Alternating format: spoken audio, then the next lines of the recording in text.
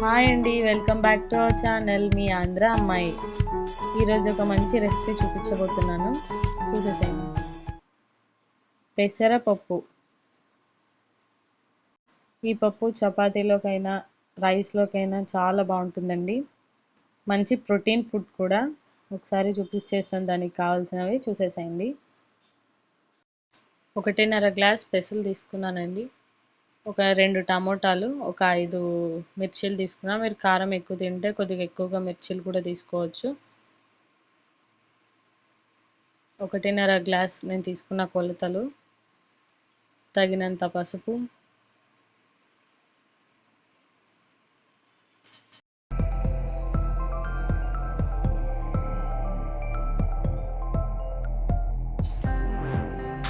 ఒక 2 మిరియాలు,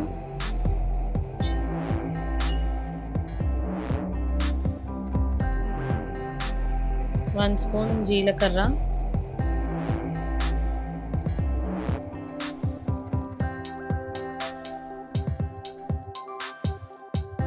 అలాగే ఒక చిన్న ఉల్లిపాయ,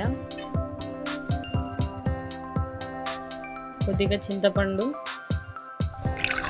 2.5-3 గ్లాసెస్ వాటర్ వేసుకోవాలండి. 3 గ్లాసెస్ వేసుకుంటే దీనికి కరెక్ట్గా సరిపోతుంది. 3 గ్లాసెస్ వాటర్ వేసుకోవాలి. ఇంకా కుక్కర్ మూత పెట్టేసేసి ఒక 5 విజిల్స్ వచ్చేంత వరకు అలాగే ఉంచండి.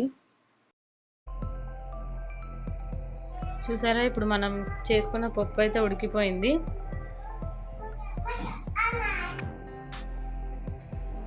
కొద్దిగా రాళ్ళుప్పు వేయాలండి, అదే క్రిస్టల్ సాల్ట్ వేసి రాముకోవాలి.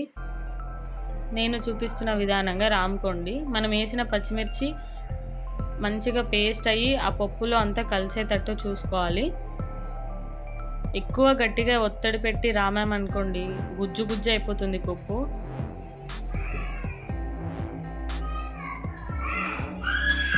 అలా నీళ్ళగా కాదు, గట్టిగా కాదు, అలా పప్పు రాముకోండి.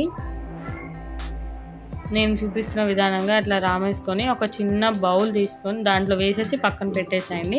ఇప్పుడు మనం తర్వాత పెట్టుకుందాం.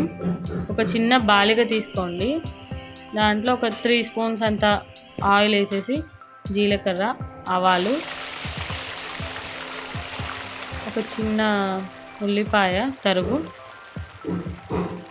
అలాగే ఒక 6-7 వెల్లుల్లి కూడా తీసుకున్నానండి, అవి కూడా చిన్న కట్ చేసి తీసుకున్నా. కరివేపాకు, ఎండుమిర్చి, ఒక 6-7 ఎండుమిర్చిలు వేసి తర్వాత బాగా మగ్గనివ్వండి. తర్వాత మగ్గిన తర్వాత ఆ పప్పులోకి మనం వేసుకున్న తర్వాతను వేసేయాలి. ఇలా ఒకసారి చేసి చూడండి, చాలా బాగుంటుంది. ఈజీగా తయారైపోతుంది. మనం చేసుకున్న పప్పుని బ్రేక్ఫాస్ట్కి చాలా బాగుంటుంది. రోటీస్లోకైనా, చపాతీస్లోకైనా, పుల్కాలోకైనా, bagara rice with sambar side డిష్గా చాలా బాగుంటుంది ఈ రెసిపీ. ఇది ఒక్కసారి పెట్టారనుకోండి, మరీ అడిగేలా ఉంటుంది ఈ రెసిపీ. మనం కందిపప్పుతో అన్నిటితో చేసుకుంటాం, బట్ ఈ స్టైల్లో చేయండి, చాలా బాగుంటుంది. మళ్ళీ ఇంకొక కొత్త వీడియోతో మీ ముందు ఉంటుంది ఆంధ్ర అమ్మాయి. Bye bye.